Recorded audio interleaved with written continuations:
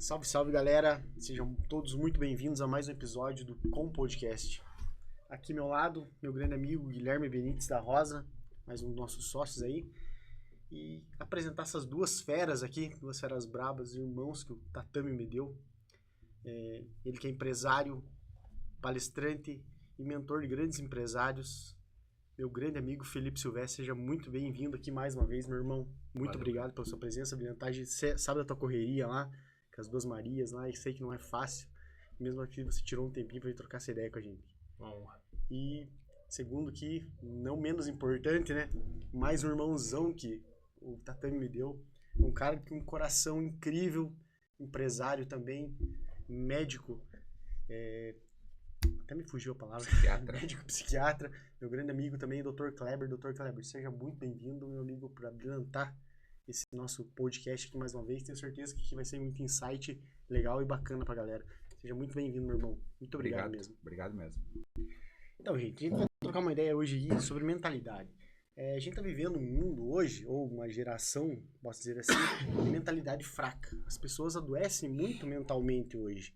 E creio que vocês sentem na pele, tanto o Felipe, quando um dono de empresa chama ele lá para trocar uma ideia, ele tá parado, estagnado no resultado e ele quer alavancar o seu negócio. Ou seja, não que ele tá com algum problema mental, mas ele precisa dessa alavancagem na cabeça, né?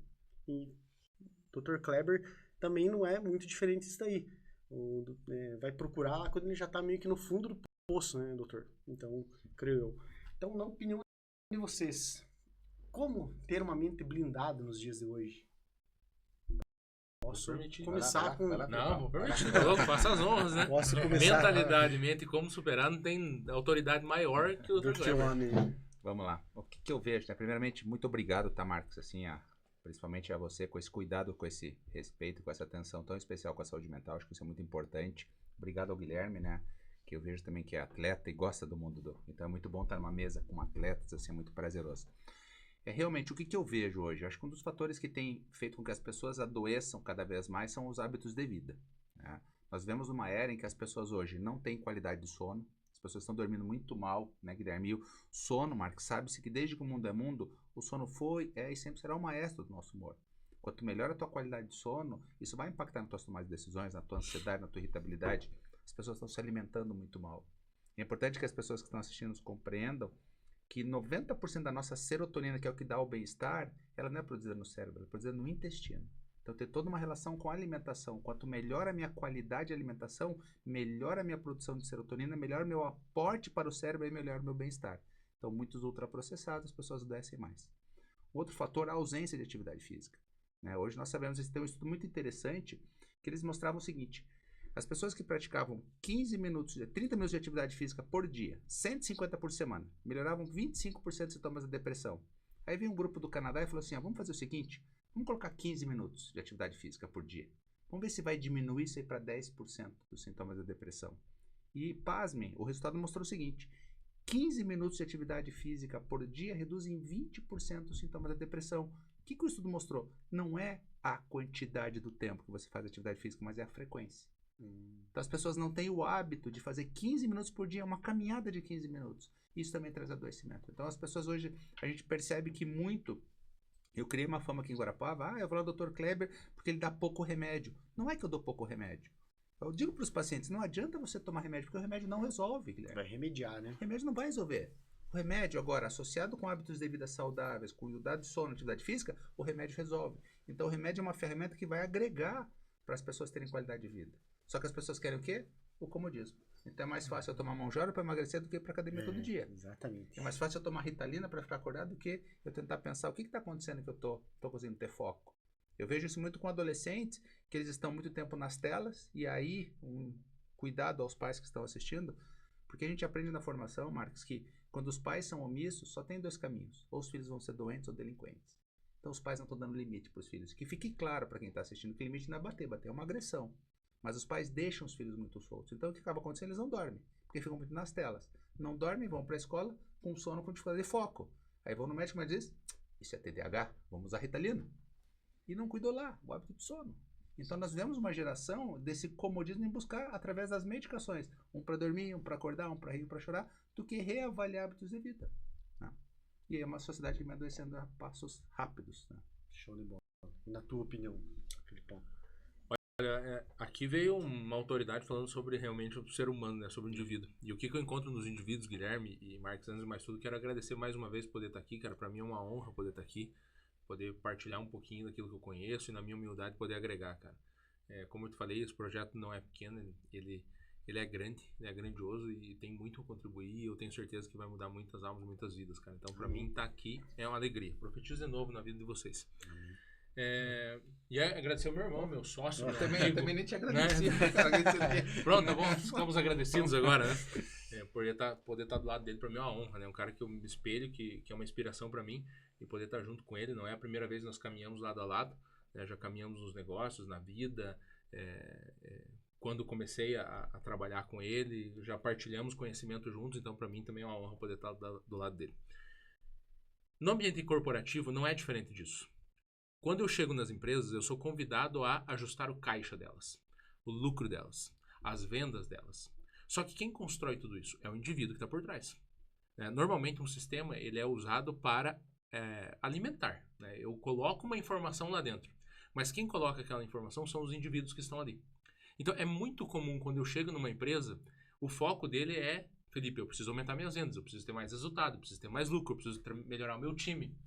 Mas toda vez que eu começo esse movimento, ele volta num ponto central que é o próprio indivíduo. Na grande maioria das vezes, é um problema justamente desses ajustes que o doutor trouxe no indivíduo e de mentalidade.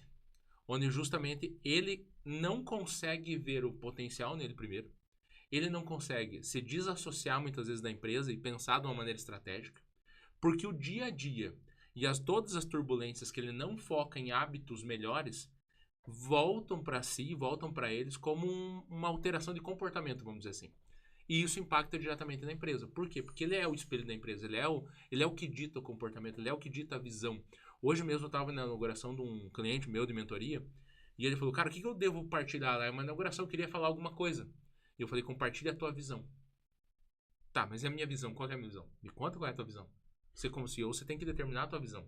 E quando eu chego nas empresas, muitos empresários estão assoberbados, incomodados e estão todo momento buscando de maneira desenfreada o dinheiro, o caixa, o lucro, só o resultado. E esquecem das pessoas e principalmente esquecem do indivíduo, da identidade dele. Que é o self-made, vamos dizer assim, hoje em dia. Então, qual que é a minha identidade? Qual é a identidade que eu tenho? Então, é muito comum eu chegar e eu ter que trabalhar primeiro o indivíduo, a camada dele de crenças, de valores, ele esquece isso.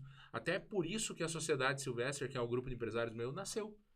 Ele olha para o foco no resultado, mas não somente o resultado, é o resultado com base, com estrutura, com virtudes, com valores, com mentalidade, com função de caráter, com obra, com o trabalho, com o servir, para que realmente tenha significado. Hoje se perde o significado porque busca só o dinheiro. Hoje se perde o significado do indivíduo porque ele busca só o lucro acima de tudo. E aí ele esquece da saúde, ele esquece do cuidado com ele mesmo, ele esquece da mentalidade, ele esquece de se cuidar. E não se cuidando, ele é incapaz de ditar a visão. Então, se você está à frente de uma empresa, quem está nos ouvindo aí, é muito importante que foque realmente primeiro nele. Porque você é incapaz de ajudar o outro se você não se ajuda inicialmente. Então, todas as vezes que eu chego para o empresário, eu entro na empresa. Só que o gargalo está nele. O gargalo está nele. Ele acredita que ele precisa mudar o time, mas primeiro precisa mudar ele. Porque ele ficou tão incomodado com aquilo que a mentalidade, a maneira de pensar, as crenças que ele tem, os valores que ele tem, foram totalmente deturpados porque ele passou a olhar só num ponto e não olhou realmente para si mesmo. Então, quando o doutor traz isso aqui dele focar em hábitos, é o que o indivíduo precisa buscar. E nas empresas ele começa a perder o foco porque busca só o dinheiro, só o resultado, só o lucro. E esquece do que realmente dá valor e o que dá consistência. Eu acho que tem um dado importante, né, Felipe? Justamente nesse sentido, Marcos. Hoje se fala muito na ansiedade, né? E a ansiedade não é ruim. A ansiedade é necessária. É a ansiedade que nos incentiva, a gente fica ansioso por um treino, ansioso por tomar decisão, por uma compra. Só que tem pessoas que em determinado ponto, a ansiedade, quanto maior, mais ela me incentiva, me estimula. Ela começa a trazer prejuízo. Chamamos de ansiedade disfuncional. Quando ela se torna disfuncional, essa pessoa começa a ter um excesso de pensamentos em coisas imagináveis, não coisas reais. Ele começa a gastar energia com o que vai acontecer, no caso da empresa. Isso. Ele começa a ficar pensando, o que eu tenho que fazer, isso, tenho que fazer aquilo, tenho que fazer aquilo, ele não dorme bem. No outro dia que ele chega para uma reunião e tomar uma decisão, ele gastou a energia que ele precisava para aquela reunião divagando em coisas que eram imaginárias, não eram reais. Então, Certo. por isso que a ansiedade hoje, o Brasil tem esse título de país mais ansioso do mundo e traz prejuízo. Porque eles começam a sofrer com ansiedade e pedem pro Felipe lá resolver. Ele fala assim, cara, eu consigo resolver aqui algumas coisas de gestão, mas do teu comportamento você vai ter que resolver. Tem um estudo bem interessante, e havia uma cultura nos Estados Unidos que buscava muito investimento em atividade física. Ah, porque fazer aquelas ginásticas antes do trabalho. O que eles perceberam? Que cada $1 que se investe em saúde mental, retorno de $5 em produtividade. Louco. Então eles mudaram o foco. Não adianta eu ficar fazendo alongamento, pedir pro meu colaborador ir lá fazer academia, aí chega de tarde ele vai lá, toma um whey com bastante cafeína. Um termogênico em alta dose. Ele não vai dormir. Vai ficar irritado. Então, qual que é a qualidade de vida? Agora, se eu ajudo ele a ter esse cuidado com a saúde mental dele, ele dormir bem, ele fazer uma caminhada, ele vir tranquilo, incentivar ele a cuidar dele. Um exemplo simples, as pessoas acham que para a saúde mental tem que ter vários impactos financeiros. Não. Piquenique. Uma coisa que quem está assistindo já fez na vida alguma vez. Quer coisa melhor que aquilo? Pegava os primos, a mãe colocava uma toalha, um bolo de chocolate, e a gente corria, brincava, sorria, se divertia, conversava, os pais conversavam, interagiam. Eles tinham uma sensação de pertencimento. Hoje não se tem mais isso. Hoje você mora num prédio que dificilmente você conversa com o teu vizinho. Esse isolamento, esse enclausuramento traz um sofrimento. Eles querem o quê? Produzir de forma, eu preciso ganhar dinheiro porque eu preciso ir lá para os Estados Unidos, para outro país. Ele fala, não é isso. Você precisa cuidar de você. Então hoje fica muito claro o quanto a gestão precisa da saúde mental caminharem juntas. Senão, realmente o empresário tem queda de produtividade. Quer ver um exemplo que eu falei da sociedade? O Dr. Kleber é membro da sociedade. É uma honra. E é uma honra. nós estamos no 4º encontro e ela visa realmente resultado financeiro, com toda certeza. A minha escola é uma escola para negócios, então justamente tem isso. Só que a primeira base não é essa. É justamente essa loucura do desenfreamento de buscar só isso, porque ele deixa de realmente reconhecer o que é importante na vida e começa a depositar nesse ponto. Então, o que eu vejo que é comum é o empresário ele atuar como um elástico. Só que esse elástico ele não volta. Ele estica até o ponto do negócio e ele esquece aqui a vida pessoal dele, os hábitos dele, ele fazer uma atividade física. Ele não volta, ele deveria ir lá e voltar para essas coisas. Para dormir melhor, para fazer uma atividade física, para conduzir isso. Ele não volta. Ele vai lá e fica lá buscando. E aí quando ele quer voltar para cá, que é a família, os filhos, ele não consegue mais, ele já perdeu. Né? Porque ele ficou só lá dedicado. Brabo, forte isso daí, cara. Ele já perdeu tudo isso. Forte demais. E o Dr. Kleber tá na sociedade e os 4 primeiros encontros não tiveram nada a ver com lucro nem com resultado. Nenhum. Justamente o foco era transformar o indivíduo, fazer a base dele. Porque ele se esqueceu. Ele chegou lá na sociedade e falou assim, é aqui que eu vou ganhar dinheiro. É aqui que eu vou ganhar. Não, calma. Vai chegar a hora que isso vai vir. Vai chegar a hora que isso vai dar ROI. Só que o primeiro ROI que eu quero dar para você é o ROI que você já esqueceu. Que você já se perdeu. Então os 4 primeiros encontros eles vieram para resgatar isso. Então, porque justamente é esse o ponto. O cara estica lá e depois ele não consegue mais voltar. E a hora que ele quer voltar para cá, ele já perdeu tudo aqui. Cara, que da hora. E aí tem um ponto importante para quem está nos assistindo, viu, Marcos, Guilherme, que muitas vezes ganhar dinheiro custa caro. Muitas vezes ganhar dinheiro, você pensa só no dinheiro e não atende teus filhos. Porque os filhos não importa a quantidade de tempo, é a qualidade do tempo. E aí você deixa de atender eles. Aí eles vão o quê? Realmente ter padecimento mental, envolvimento com drogas. Por quê? Não teve pertencimento. Tem um estudo interessante, Marcos, para finalizar, que mostra o seguinte.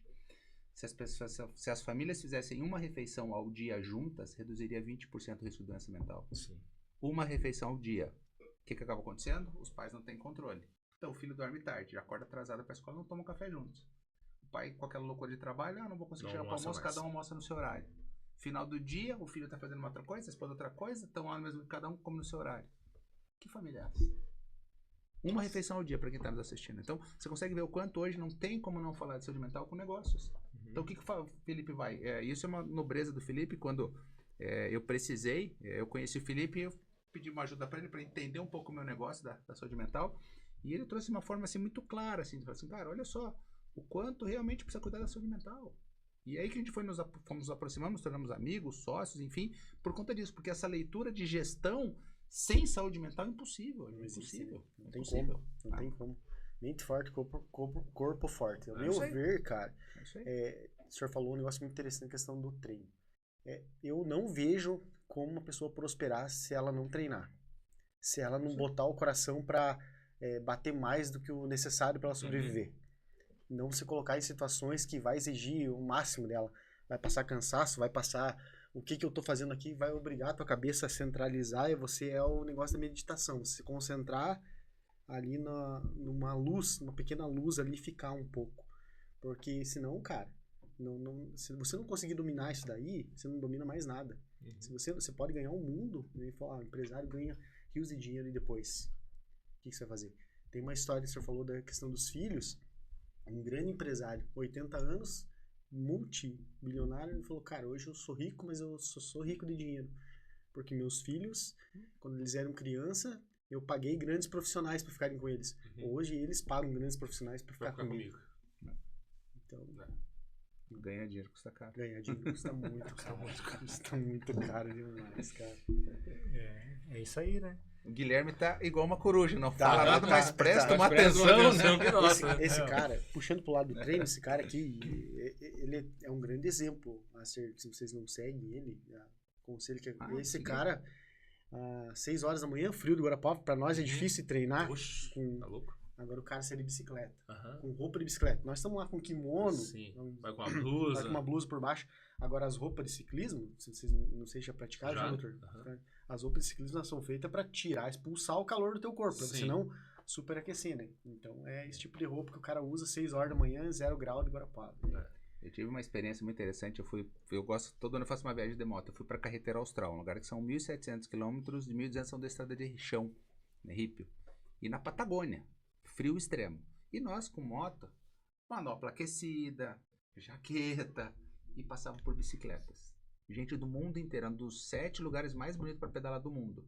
E eles vão com essas roupas de ciclismo. E em alguns trajetos de ferryboat, eu comecei a conversar com eles. Conversei com um dinamarquês, com um holandês. Falei, cara, como é que vocês fazem?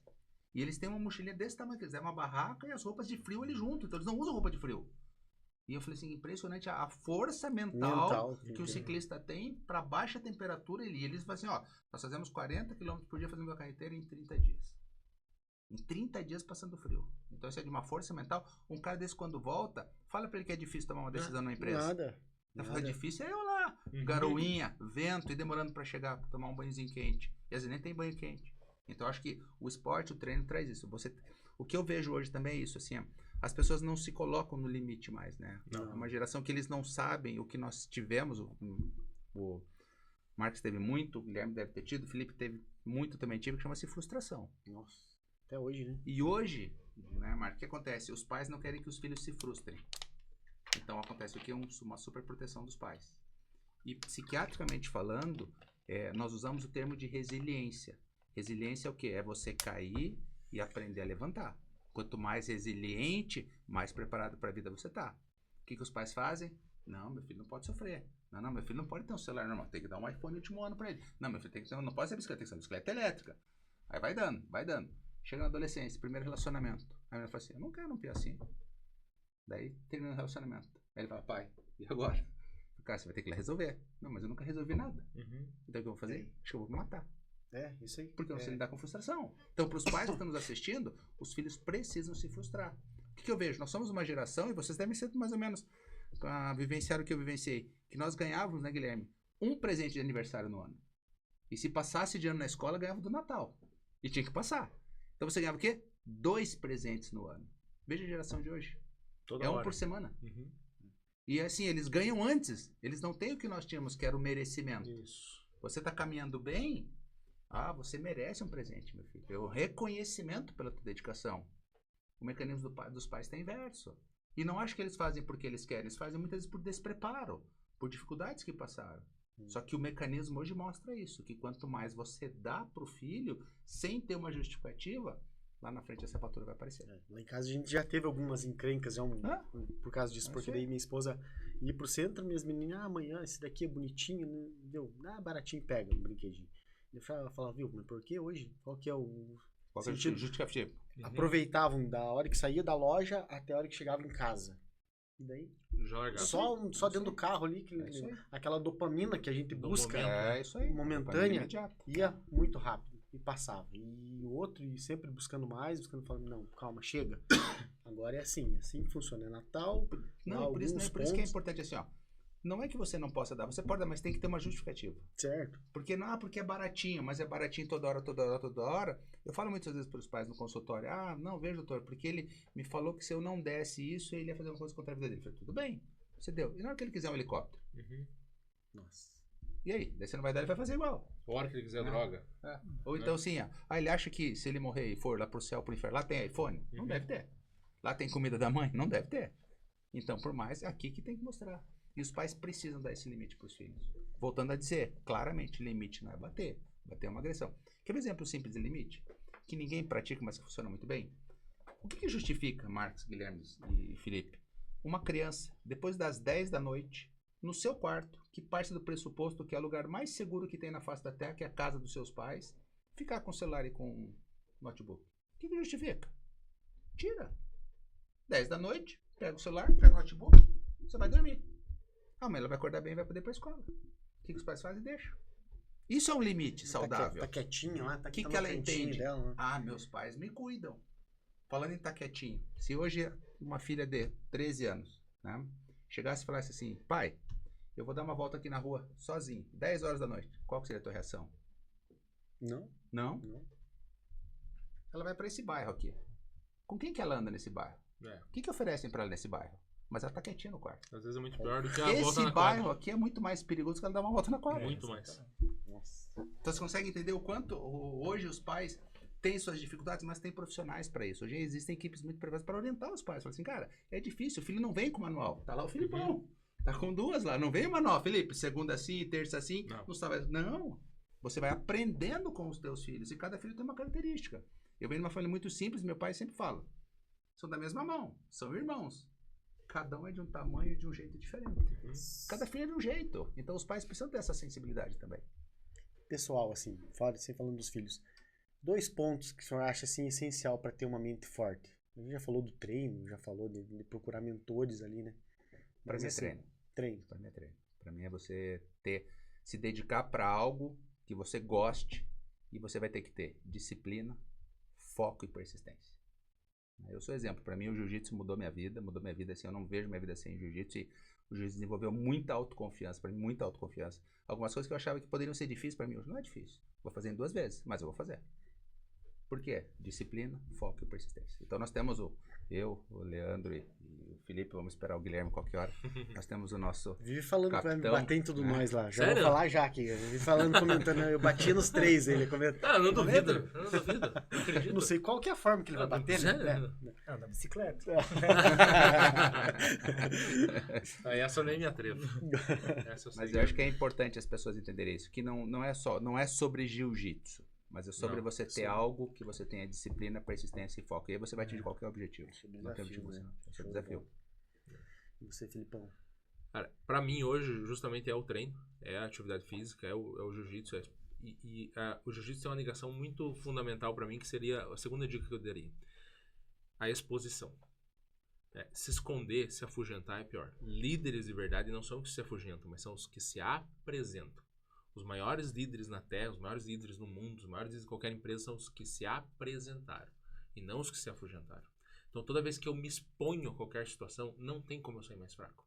Então, para mim, a mentalidade tem a ver com exposição. Eu só melhoro, eu só evoluo quando eu me exponho. Se eu quero ter um conhecimento a mais, eu tenho que me expor à leitura. Se eu quero ter uma experiência a mais, eu tenho que me expor a uma viagem, por exemplo, como essa. Eu tenho que ter esse momento. Eu tenho que me expor. Se eu quero, por exemplo, sair de uma situação difícil, eu tenho que me expor à situação difícil, porque daí eu vou aprender a sair. Então, a exposição forja muito a mentalidade. Passar por frustração, como o doutor fala. As minhas meninas, eu coloco a exposição delas. Tem uma história, por exemplo, com a Maria Aurora, que a Aline como mãe, eu também não queria ter feito aquilo, mas é a exposição. Eu dou banho nas minhas meninas desde o primeiro banho delas. Certo. E, inclusive, hoje ajudei para poder vir aqui. Então, faço questão de todos os dias poder participar disso, porque para não custar caro o dinheiro que vem. Né? Para não custar caro mesmo. E um dos momentos da Maria Aurora, eu passei ela debaixo do chuveiro. Só passei e voltei. Sem pausar nenhuma vez. A Aline só me olhou, mas não falou nada. Só passou e voltou. No segundo momento, eu passei, deixei uns 2 segundos, fui e voltei 2 segundos. E ela não gostou daqueles 2 segundos. E aí, no outro dia, eu aumentei para 4 segundos. E dei para 10 segundos. E hoje, quando eu vou dar banho nela, eu consigo lavar o cabelo dela debaixo da água. Ela não gosta, mas eu consigo. E ela falou, por que você tá fazendo isso? Que dó da menina? Eu falei, é a exposição. Na vida não vai ser fácil. Eu não vou afogar ela aqui com toda certeza. Foram 2 segundos de exposição. Mas ela já, sem saber o que era Sim. aquilo, já aprendeu a se virar. Ao longo da vida, esse é um momento de exposição, né? Mas quantas exposições? Ela vai descer, eu falo, desce junto, só me dá o dedinho. Vai entrar no elevador, que ela ia entrar em casa, ela tinha medo, que tinha o freste do elevador ali, né? E ela tinha medo, e eu fui incentivando ela. Falei, quando abrir a porta, depois que abre, você pode ir. E agora ela vai sozinha. Ela tinha que passar a grelha do carro, que é uma grelha no estacionamento, ela tinha medo, porque ela achava que ela ia cair ali. Se exponha, vamos lá. E eu só incentivava e fazia de conta que ia pegar na mão dela. Quando ela ia pegar na minha mão, que ela ia dar o passo, eu tirava a mão para ela vir. Então, é expor. É uma coisa com uma criança, mas o adulto também. O adulto hoje se afugenta das exposições, se esconde das exposições e assim não evolui. Então, para mim, Felipe, não tem nada que forge mais uma mentalidade forte e resiliente do que se expor. Então, veio algo, se exponha, se permita, faça, estude, aprenda, seja qual for a habilidade que você precisa desenvolver, você tem que se expor. Para mim é exposição. E aí vem o treino, porque, por exemplo, hoje a gente tá falando aqui, parece que nós somos da religião do jiu-jitsu, né? Meu Deus, né? Até porque todo recém-convertido ele fica chato, né? Exatamente. Mas vai- melhor jiu-jitsu que crossfit, né? Pois é, o recém-convertido no crossfit é chato na igreja. Caio, um abraço, Caio. É chato. Um abraço Eu já fui ele, crossfiteiro Pitismo, também. Pitismo. Já fui crossfiteiro, não me orgulho disso, mas Também assistiu essa fase já. Mas assim, pra mim o jiu-jitsu é essa. Esse é o ponto, é a exposição. Então eu vou lá, eu sei que não vai ser fácil. Faz 1 ano e meio que eu vou lá e eu apanho desse cara aqui todo encontro. Já apanhei do Kleber, já apanhei de muita gente lá, apanho todo dia. Mas pra mim é a exposição. Eu conto e vou contar de novo aqui. O dia que eu fiquei mais feliz foi quando eu cheguei na rádio, numa segunda-feira, e o Isaías me pergunta assim, como se alegrar diante das dificuldades? Eu falei, pois eu sou a prova viva hoje. Eu falei, eu tô muito feliz hoje. Porque eu fui finalizado só 7 vezes em 5 minutos. Como assim? Foram 7. Porque a primeira vez eu contei. Foram 37. Eles da onde? Eu falei, foi 37 vezes que eu bati. E só que foi 10 minutos de rola. Mas foi 37. O dia que foi só 7, pra mim, era uma vitória. Então, assim, é a exposição, né? Então, me expor, a exposição pra mim é fundamental pra construir uma mentalidade forte. Acho que tem um ponto importante que o Felipe trouxe aí, né? Melanie Klein, uma discípula do Freud, ela trouxe uma definição que eu acho que é a precisa. Os pais não precisam ser perfeitos, eles têm que ser suficientemente bons. O Felipe é um pai que é suficientemente bom, que tem uma vida de muitos trabalhos, mas tem aquele tempo com os filhos. Então não é a quantidade, é a qualidade do tempo. Então acho que isso faz muita diferença. E quando você falou que eram 2 coisas, a segunda, que eu acho que é mais importante para ter uma mentalidade forte, religiosidade. Eu acho que isso não dá para esquecer. Se você tem a tua, para nós, né, porque nós vamos professar a sua fé, independente se você é católico, evangélico, espírita, enfim, se você professa a sua fé, isso traz fortalecimento. Boa. Lá na Bíblia diz que deserto não é local de morada, né? Deserto é local de passagem. Então as frustrações são para isso. Essas dificuldades, quando o Felipe fala, você tem que se expor, vá pro deserto. Você vai passar. A dor nunca é fim, a dor é um meio. Nós somos prova viva disso. A dor é um meio que daqui a pouco ela vai passar. Só que você tem que passar a dor. Então as pessoas perderam muito. As pessoas têm receio, não, eu vou pro deserto, mas eu tenho que ir bem armado, vou ter que ir com uma roupa boa pro deserto, passar bastante protetor, e não vão. E a gente não, cara, vamos pro deserto. Ele vai passar. Tudo passa. Todos nós aqui passamos por frustrações, estamos aqui. Então as pessoas fortalecerem, eu vejo muito isso. O quanto esse pilar da fé ele vem muito frágil hoje, muito frágil. As pessoas querem compensar. Aí entra o que? Os vícios. A gente aprende também que a carência é a mãe da solidão. Quanto mais carente uma pessoa é, mais solitária ela fica. Se ela tem uma religiosidade, ela não está sozinha. Ela se apega um pouco na religiosidade dela e isso aí fortalece ela. Ela tem esse lado também que ajuda bastante. Então, acho que mentalidade forte é religiosidade e treino. Até porque, espiritualmente, é impossível existir a solidão quando você tem espiritualidade. Porque quando você acredita em Deus, você acredita em Jesus, é impossível você estar sozinho. Porque você está na presença do Pai, do Filho e do Espírito Santo. Onde você estiver, tem mais 3 pessoas junto com você. Então, a solidão é impossível quando você tem a espiritualidade. É impossível. Então, realmente é muito assertivo esse ponto, doutor. Com certeza, da espiritualidade de trazer, porque realmente transforma mesmo, muda muito. Tanto que no nosso tatame acontece isso. A gente termina o treino, né? E o nosso mestre faz uma oração com todo mundo abraçado. Então, ele mostra o quê? O treino e a religiosidade. Você falou um negócio interessante, a questão das filhas da gente ali, né? Falando das nossas filhas, né? Tenho 2 também. E A gente não quer que elas sofram, né?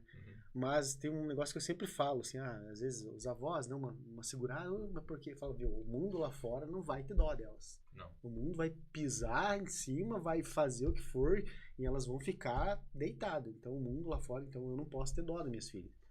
E eu falo para minhas filhas, ó, não espere nada de ninguém, nem dos teus pais. Lógico, nós vamos fazer o melhor que a gente puder. Mas não espere.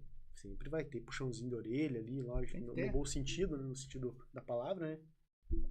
É questão de exposição também. Eu vejo isso até, pensando em algumas coisas assim, até na questão do WhatsApp. Aquele negocinho azulzinho ali, numa conversa. As pessoas bloqueiam aquele negócio, é aquele medo de responder, assim, é aquela, poxa, eu não quero responder esse cara. Viu? Se você não quer, não responde então, né? Mas não bloqueie nada, tipo aquele medo de, poxa vida, né? Você manda mensagem, é tão chato quando você manda. Eu acho que tem né? Você veja como que era antigamente, né, Felipe? Antigamente eu ligava lá pro Guilherme. Pegava o telefone e ligava. Guilherme tá aí? Guilherme saiu. A hora que ele chegar, pede pra ele me ligar. Você não ficava esperando o Guilherme. Você tocava a tua vida. 3 horas depois o Guilherme me ligava. Então, o Kleber tudo tá bem, aí? né? Não. Então fala pra ele que eu já tô em casa, a hora que ele chegar ele me liga. 4 horas depois a gente conversava e tava tudo bem. Hoje as pessoas não conseguem esperar esse processo. É muito Anotar rápido, azulzinho, pô, Felipe, porque você não respondeu, Felipe, pô, tá. Então você vê o quanto Faz a 5 minutos, 3 minutos que eu mandei, né? a geração desenvolve ansiedade por isso. Não tem essa capacidade de ter essa fala, cara, eu já mandei a mensagem, ele vai me responder a hora que ele puder. Não, mas eu digo assim no sentido de bloquear aqueles risquinhos isso, azuis, é, né? sim. De não querer. Porque não quer gerar essa ansiedade. a Você pessoa falou, não quer. cara, eu liguei, se ele me falou agora, eu não vou querer falar, não quero falar. Antigamente era assim, tava tudo bem. Por que eu tenho que responder sabe agora? onde é que mora também? Tem um filósofo espanhol que é... Esqueci o nome dele agora. Enfim, ele diz que nós não somos o que nós somos. Ele fala sobre crenças e ele fala, nós não somos o que nós somos aquilo que as pessoas acreditam que nós somos. Então a maior parte das pessoas, elas fazem isso porque elas estão muito mais preocupadas com o Guilherme vai pensar sobre mim do que realmente quem eu sou. Então elas fazem isso porque elas estão preocupadas com o outro e elas têm medo de serem mal interpretadas por assumirem quem elas são.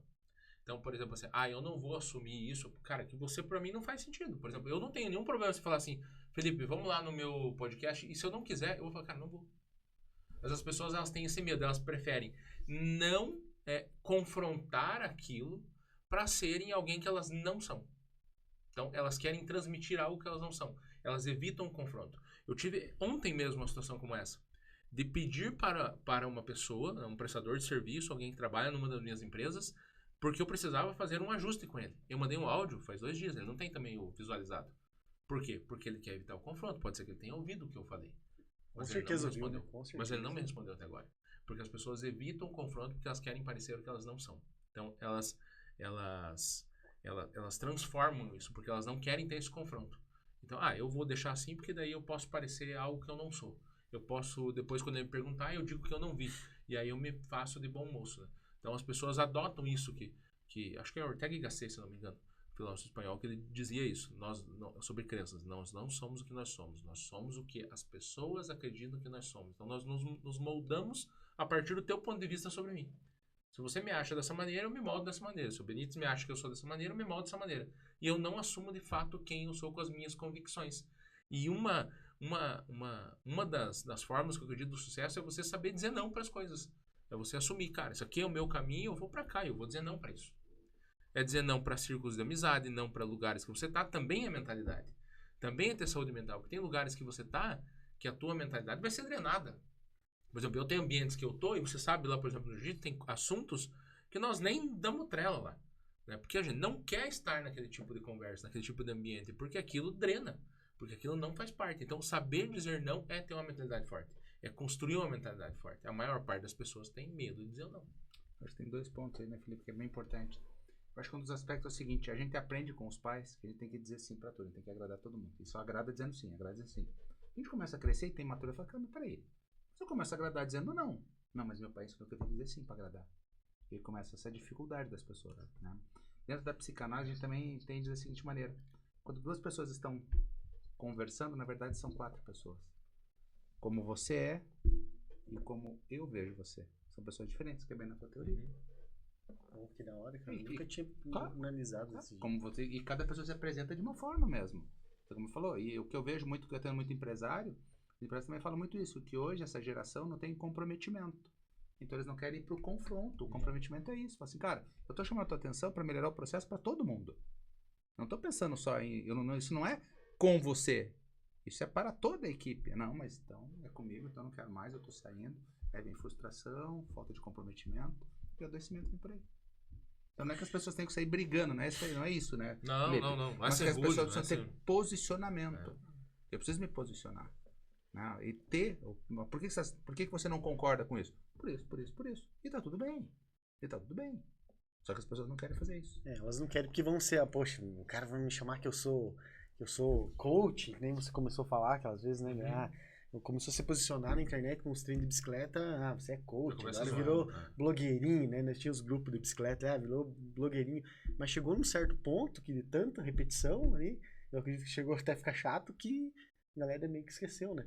É bem que você falou, cara, tome a posição e siga em frente, doa quem doer, tome, seja você mesmo, né? Seja autêntico, né? Se é aquilo que você acredita, cara, não tem porquê não. Vai pra cima, né? Sim, rapaziada, por mais que vocês tenham uma mente forte, eu sei que vocês têm, se hoje, presta o telefone,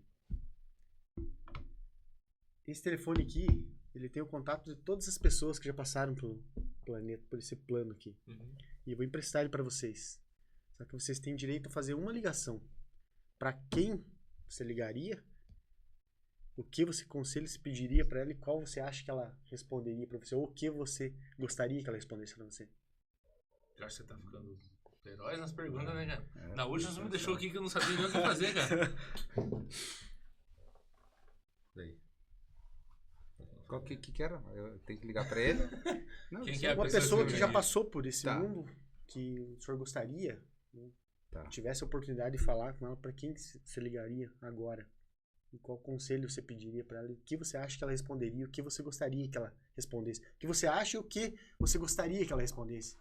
Não sei, mas para mim foi muito rápido assim. Você falou, para quem você ligaria? Para Jesus. Show. E falar para ele, cara, o negócio tá complicado aqui, me ajuda. Acho que eu pediria isso. Tentar entender a humanidade. Então faz a mesma ligação, porque é a ligação que eu falei. E o que você acha que ele responderia pro senhor? Assim, cara, leva esse povo, mostra o caminho da religiosidade para eles. Tenta fazer as pessoas conviverem mais, compartilharem mais. Não sei. Mas a primeira coisa que eu falei, cara, eu falei coisa, cara, o negócio tá complicado aqui. Nós não estamos dando conta. Precisamos de ajuda. E o que você nos diz? Acho que seria isso. Não sei o que ele me falaria, não sei. Eu acho que veio muito da questão do deserto. Acho que tá todo mundo entrando no deserto aí. Não sei. É uma pergunta eu achei sensacional a tua pergunta. Eu vou refletir bastante sobre isso. E também quem tá em casa assistindo também, que pense. Pode pegar esse telefone Faz enquanto tá pegando aí. A pergunta. Cara, eu ligaria pra pessoa mais importante da minha vida, que é Jesus Cristo também. Eu ligaria pra ele. Acho que é a pessoa mais importante que surgiu nessa terra, em toda a humanidade. E eu perguntaria pra ele como eu tenho me saído até agora. E o que você acha que ele responderia, ou o que você gostaria que ele respondesse pra você? Olha, o que eu gostaria é continue fazendo, faça certo pra você herdar um dia o reino dos céus. Agora o que ele responderia é que eu tenho muito a melhorar. Tenho certeza disso. Com certeza, né? Estamos aqui pra melhorar, disso. né? Mas eu perguntaria como eu tenho me saído, né? Pra eu entender o que eu preciso fazer pra um dia estar perto dele. A Aline respondeu uma coisa que me emocionou bastante, e agora falando eu me lembro agora. Que ela, quando perguntou, né, que recado que você deixaria para tuas filhas, né? E ela falou que elas amem mais a Deus do que nós mesmos. Eu peço isso a mesma coisa, né? Que elas amem Ele. Então, era isso, tipo, é a pessoa mais importante da minha vida, é Ele.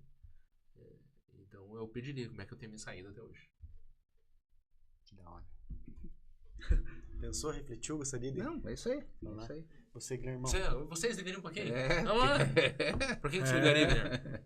É uma pergunta... Na verdade, assim, eu tô assimilando tudo, que aqui eu sempre tô no modo aprendizado. Eu acho que a partir do momento que eu coloquei esse modo aprendizado, eu gosto de aprender um pouco de tudo. O Silvestre, eu já escuto ele há um tempo na rádio, quando eu ia para o trabalho no horário. Agora meu horário é um pouco mais cedo, então eu não consigo te ouvir mais. Dr. Kleber, tive a honra de conhecer agora, e a primeira coisa que ele tocou no assunto, quando ele começou a falar, foi uma das coisas que a gente mais está falando hoje dentro de uma assessoria nossa esportiva, que é o sono, a preocupação com o sono.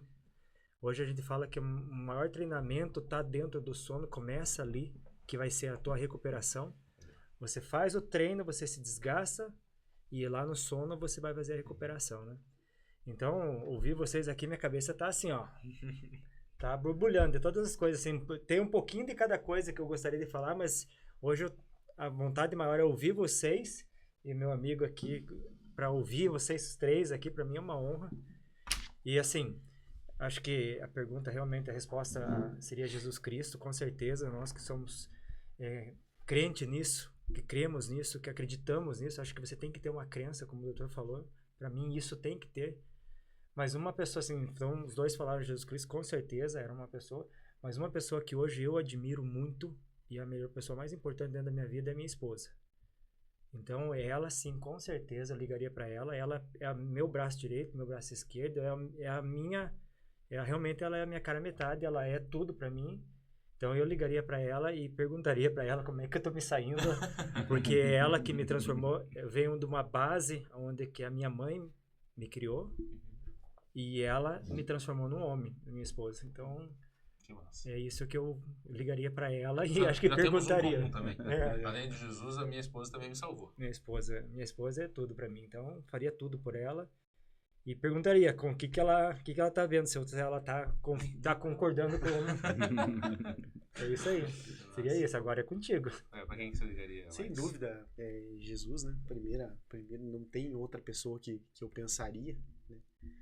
E perguntaria para ele: tô no caminho certo? Tô fazendo as coisas que o Senhor desejou para minha vida? Como Deus sabe de todas as coisas e dizem que a nossa vida inteira já está escrita, né? Se eu não desviei nenhuma curva, com certeza, uma vez ou outra eu pisei fora da linha, né? Mas eu perguntaria para ele, era isso.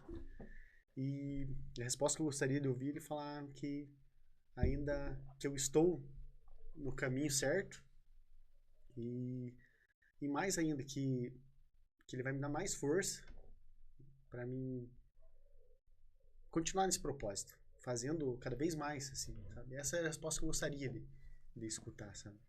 Então é uma pergunta bem... O doutor falou sobre espiritualidade, né? E o quanto é importante. Aí nós falamos dos quatro de Jesus, e daí da esposa também, né? E compactamos, acredito, que da mesma parceria nisso. Mas tem um dado interessante, cara. Que essa geração, a nova, a geração Z, que está se levantando, é uma geração que saiu um dado agora, essa semana, que é a que mais tem buscado a espiritualidade. Que massa. Está voltando para a igreja, que o cristianismo está crescendo cada vez mais. Eu faço uma contribuição nessa área, nunca falo sobre isso, mas eu dou catequese para adultos e as últimas 2 turmas de 2 anos consecutivos foram de jovens. A primeira turma, 85% estiveram lá porque os pais pediram, mandaram estar lá, ou a esposa implorou pro cara ir, ou o esposo implorou pra esposa ir. 85%. As 2 últimas turmas, eu tenho turmas generosas, pela graça de Deus. E as 2 últimas turmas, o que mais me surpreendeu é que as pessoas querem ter um encontro com Jesus. Elas estão indo lá porque elas estão com vontade da espiritualidade. E são jovens, então... Esse dado que apareceu corroborou com o que eu vi, que eu fiquei surpreso. Eu lembro que eu cheguei na turma do ano passado e a minha esposa perguntou como é como são as pessoas, é igual? Eu falei, não, totalmente diferente. Por que eles estão lá? Eu falei, porque eles querem ter um encontro com Jesus. Cara, então é uma geração que está se levantando muito forte. Eu acho que é compreensível, né, Felipe? Eu acho que o Carlos Acutis, né? Sim. Santo, acho que ele vem com esse movimento com os jovens. Eu acho que o próprio caos. Eu acho que o caos foi se encaminhando e aí nesse processo do caos ele tem que se desintegrar para se reconstruir. Então eu acho que os jovens entenderam. E tem 2 pontos aí, né? Importante falar. As pessoas têm aquela relação, mas onde é que está a relação religiosidade e ciência? Como é que eles provaram isso daí? Foi muito simples. Um cirurgião geral lá na Europa, ele operava em 2 hospitais e ele começou a notar que a cirurgia de apendicite no hospital as pessoas saíam mais rápido. E foi pesquisar isso, ele era um pesquisador, falou, cara, qual que é a diferença de um hospital para o outro? E eles entenderam o seguinte, que as pessoas passavam pela mesma cirurgia, mas aquela que a família ia na capela orar, recuperava mais rápido. Nossa. E eles comprovaram que a ciência, através da religiosidade, ela consegue ajudar a ciência. Então, por isso que é importante a fé. Esse dado que o Felipe trouxe também, eu tenho participado num movimento chamado Retiro Homens de Fé, Eles falaram uma coisa lá que para mim foi o mais nobre que eu já escutei. Eles disseram o seguinte, né, Marcos? Quando um filho se converte, 7% da família se converte. Significativo. Quando a esposa se converte, ela vai para a igreja, 32% da família se converte. Nossa. Quando o pai se converte, ele vai para a igreja, 95% da família se converte. Cara, o papel do homem Você na veja espiritualidade como que é, é... né? O homem, ele tem que ser, para quem está nos assistindo, ele tem que ser o protetor, sempre. Ele tem que ser o provedor. Ele tem que ser o sacerdote. Ele tem que chamar para ele e falar assim, cara, nós vamos para a igreja. É isso que o Felipe vê assim, quando um filho vai e aí ele ajuda o pai, ou quando o pai fala assim, não, meu filho, eu puxo a missa de domingo. O filho vai daí também. Poxa, E isso precisa se fortalecer hoje muito. Eu acho que é bonito isso que o Felipe traz, que essa juventude precisa ter esse referencial. Né? Hoje já se sabe que em muitos lugares, um exemplo prático, na Europa está se fechando muitas baladas, não tem mais baladas.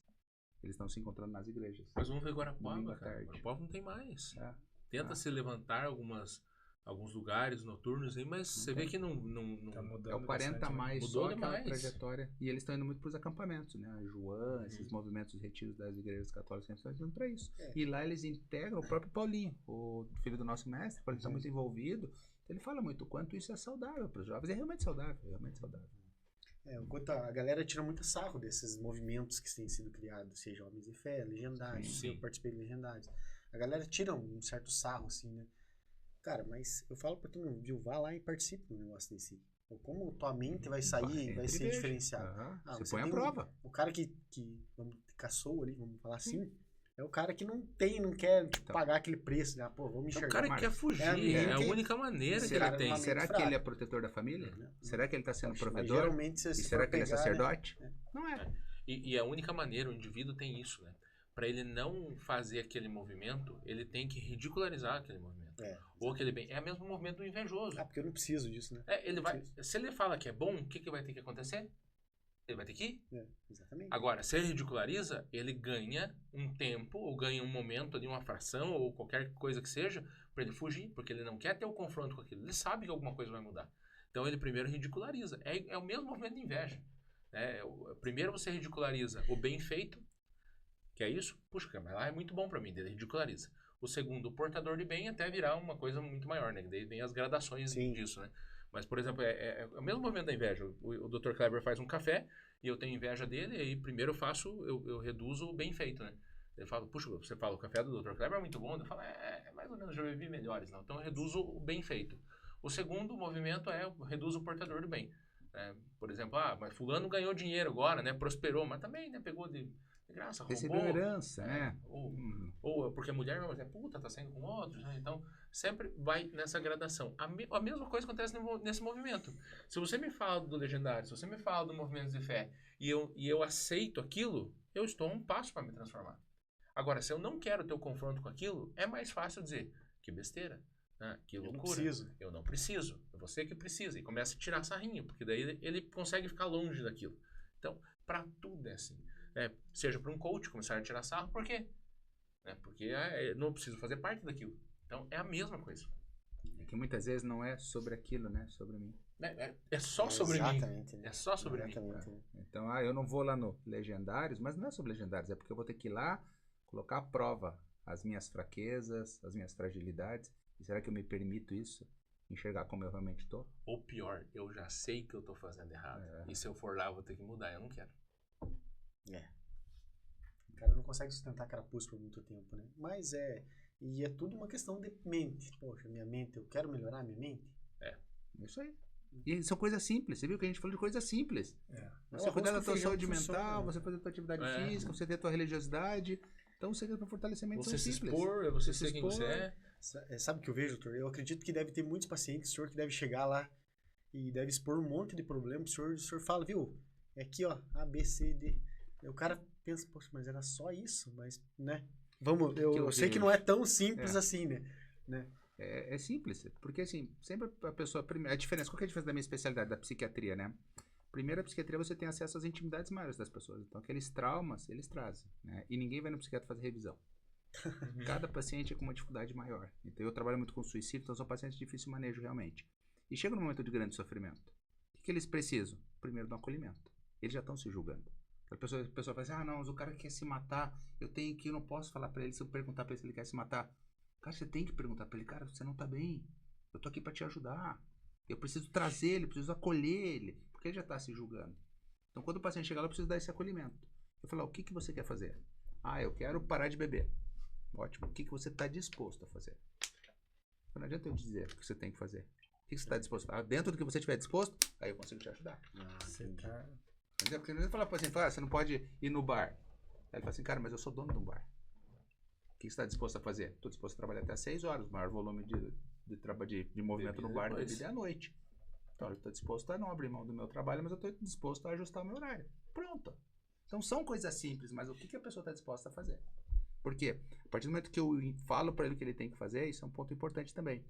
O psiquiatra nunca deve dizer para o paciente o que ele tem que fazer. Eu tenho que ajudar ele a entender o que ele quer fazer, que ele não assuma riscos. Agora, se ele tem um risco de suicídio, eu digo, opa, parou aí. Agora é comigo. Trago a família e falo, ele tem um risco grande de suicídio, eu preciso que vocês estejam juntos. Essa situação eu não consigo segurar sozinho. Mas tem o sigilo médico. Se o paciente se mata e um juiz me chama lá, eu vou falar para o juiz assim, não quis chamar a família, eu falo, doutor, tinha risco de vida. Entre risco de vida e sigilo médico, o risco de vida predomina. É mesmo? Nesse caso não tem. É comum às vezes no consultório. O paciente fica lá, a secretária chama a família vem, orienta a família e fala para ele, cara, eu sempre vou te ajudar em tudo. Tudo eu seguro. Risco de suicídio, a tua família tem que estar presente. Então, assim, a psiquiatria, mas você tem que gostar muito. Né? Uma vez eu achei muito bonito que me falaram, um líder religioso me falou também, falou assim, cara, você já parou para pensar a nobreza da tua profissão? Eu falei, por quê? Eu sou um psiquiatra. Ele falou, cara, você trabalha com os degradados da sociedade. Os excluídos que são da tua clientela. Quem que Cristo atendia? Não eram os fariseus. Eram os degradados da sociedade. Ele falou, cara, olha a nobreza que Deus te deu. E você poder atender quem realmente sofre estigma, sofre preconceito. Quem ainda existe, o que mais mata no Brasil é estigma e preconceito. Nós trabalhamos na Associação Brasileira de Psiquiatria um movimento chamado psicofobia. Que é o quê? É justamente todo o preconceito com o doente mental. Aquele louco, ele não é louco, ele tem uma doença mental. Aquele retardado não é retardado, ele tem uma deficiência intelectual. Então, o quanto isso facilita que as pessoas adoeçam mais. Então, a psiquiatria tem muito isso. A gente hoje vem num movimento que as pessoas estão adoecendo, mas precisam de profissionais que consigam acolher elas, porque cada vez as pessoas estão mais sozinhas. E esse acolhimento que você faz é puxando ela, trazendo ela para você, claro. Como você falou? Pertencimento. Eu trago ela. Pertencimento. Eu falo assim, cara, o que está acontecendo? Porque geralmente essa pessoa, ela tá arredia de qualquer coisa, né? Ela não quer. Às vezes ela nem aceita também, né? Então, mas quando ela vai lá, eu já enalteço isso. O fato de você estar aqui é porque você está num processo que a gente chama de ambivalência. Um lado não quer estar lá, mas o outro lado sabe que precisa estar lá. Mas a briga interna dela o tempo inteiro, né? Aí naquele momento você puxa. Eu tenho que chamar Daí depois, quando ela sai dali, sai bem e depois volta aqueles... família. Daí por isso que eu preciso da parte, não só do tratamento da medicação, mas da psicoterapia. É a psicoterapia, que lá na clínica ele tem 3 psicólogos que vão dar esse incompreensão. Um exemplo prático é o seguinte, o paciente chegou lá porque a água estava transbordando do copo. Eu falei, vamos tomar um remédio e vamos esvaziar esse copo. E tá tudo resolvido. Não adianta eu esvaziar o copo e deixar a torneira aberta. Uhum. Aqui nos gatilhos, que são os relacionamentos pessoais, profissionais e familiares, é isso aqui que está disfuncional. Aqui eu preciso da psicóloga. Então eu não consigo trabalhar sem o suporte de psicoterapia. Eu consigo amenizar o sofrimento, diminuir os sintomas, eu esvazio o copo e deixo a torneira, vai transbordar de novo. É aquele paciente que vive o quê? Tomando remédio, e nada melhora, porque não tratou os gatilhos.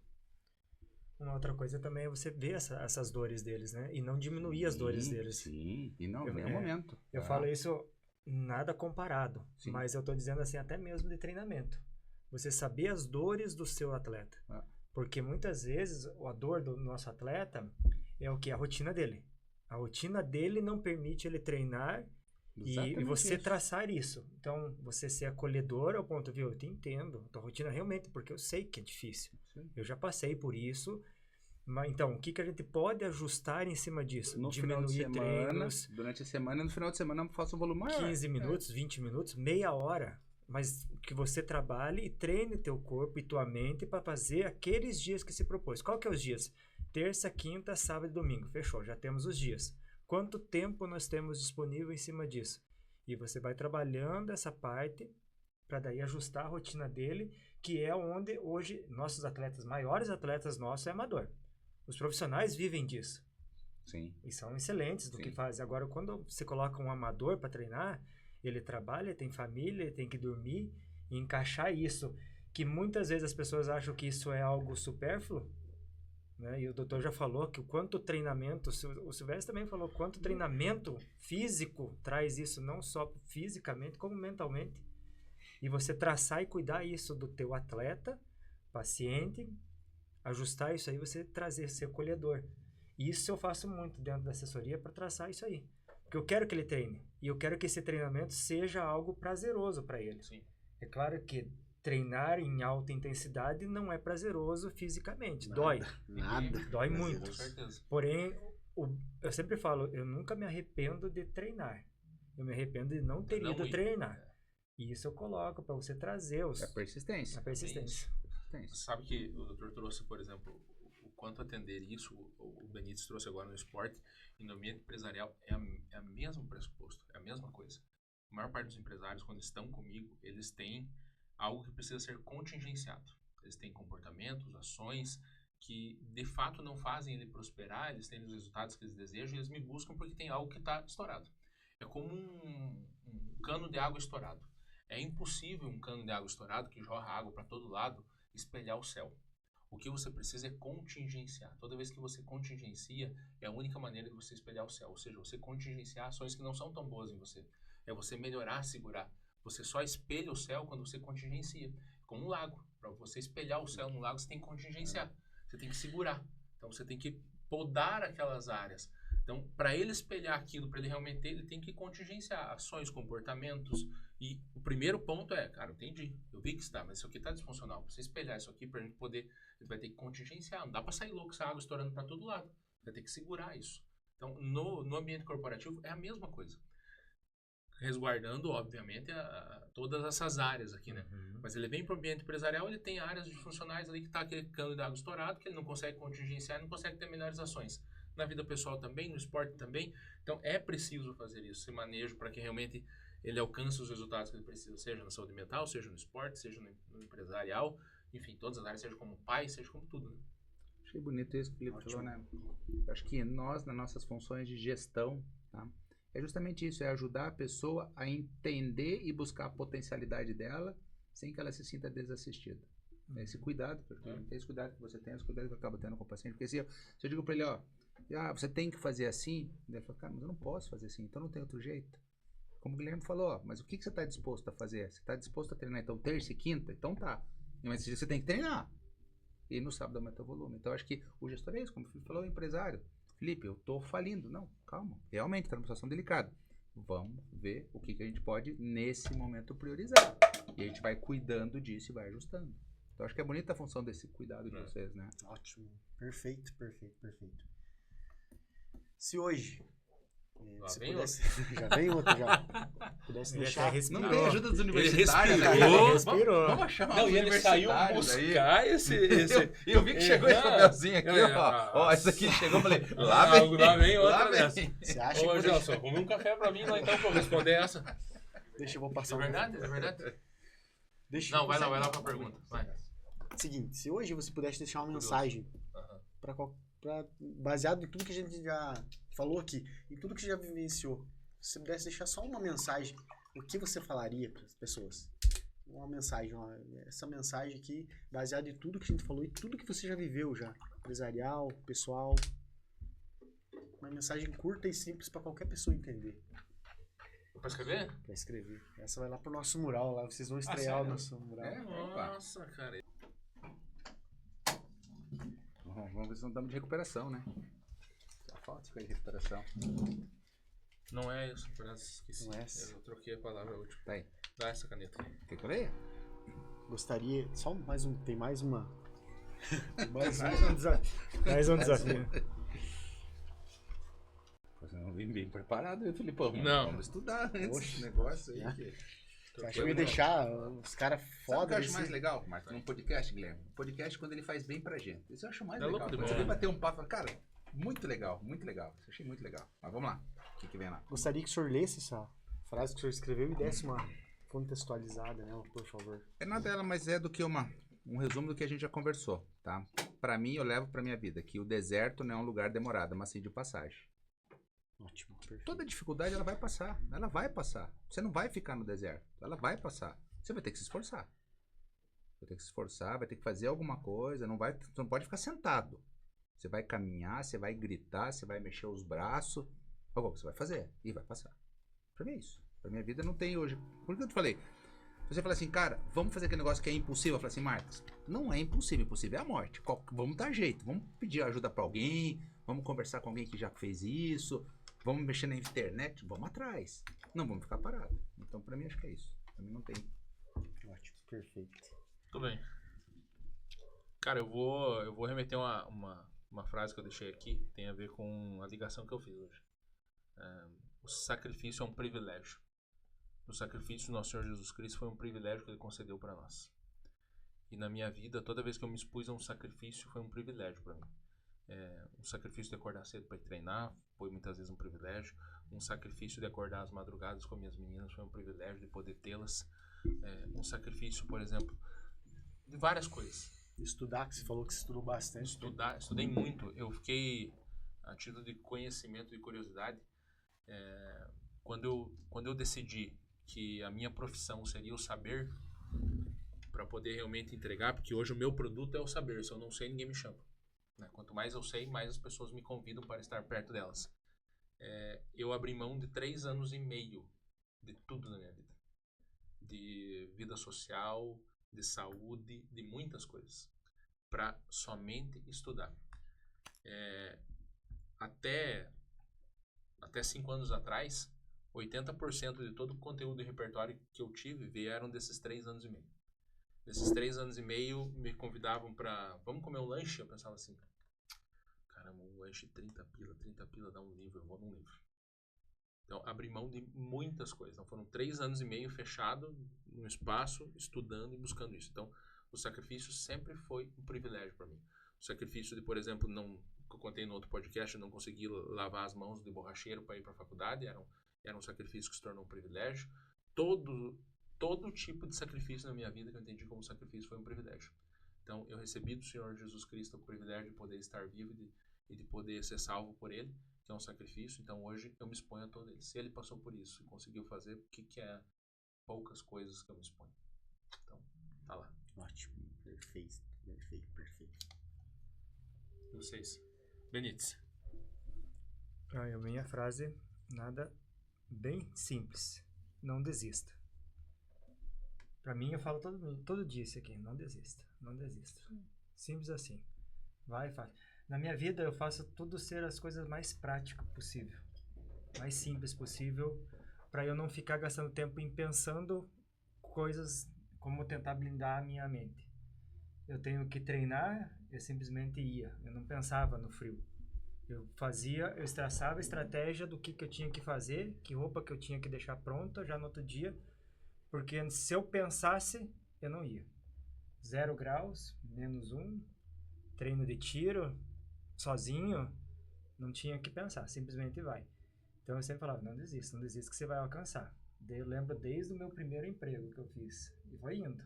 Às vezes não sabia o que eu estava fazendo. Eu nunca fiquei pensando muito, muitas pessoas chegavam para mim e falavam, você é disciplinado, eu não pensava nisso. Disciplina vai ser uma consequência. Uhum. Eu sempre pensei, é o ato, é o meu ato que vai transformar isso. Para eu ser mais simples possível. Não ficar, como disse, não pensa muita coisa, não desista, simplesmente vai, continua. Trace um projeto, trace um plano, e agora, nesse momento, eu tenho um plano que eu quero montar, fazer para mim, e eu tô falando isso aqui para mim, não desista. Minha esposa montou um programa agora, e eu falei pra ela, continua, não tem problema. Não desista. Bonito isso, né, Guilherme? Eu fiquei vendo o Guilherme, eu me lembrei do Forrest Gump. Uhum. E eu acho que tem muito a ver com o teu esporte mesmo. O ciclista não olha pros lados, baixa a cabeça e não desista. E e pedala pra frente. Eu acho que eu achei bonita essa definição, que tem muito a ver com o ciclismo mesmo. O ciclista é isso, né? Você não tem que olhar pros lados e ficar vendo se o cara tá vindo, ver como é que tá. Não, cara, vai pra frente. Ele que pedale mais do que eu, mas eu vou pedalar mais do que ele. Eu acho que não desista. Olhar pra frente é só um olhar periférico. Só olha ali do lado, assim, é muito curto. No bastidor, aqui antes da gente começar, o Benítez estava falando de uma prova futura que ele vai fazer, das angulações, e o quão é difícil essa prova. E eu não sou um atleta na tua área. Mas eu lembro uma das vezes que eu fui pedalar, eu cheguei numa subida que pra mim era quase essa tua aí, na minha competência, com a habilidade que eu tenho, com o preparo que eu tenho, era como se fosse uma dessas. E eu lembro que justamente bem o que o Dr. Kleber falou. Ela estava muito difícil no início, porque eu coloquei assim, eu ficava olhando o final dela. Aí teve uma hora que eu falei assim, eu vou parar de olhar o final. E eu baixei a cabeça e só fiz o meu. Quando eu vi, eu já tava lá. Né? E no começo eu olhava assim, eu foquei lá no final dela. Nossa, tava muito difícil.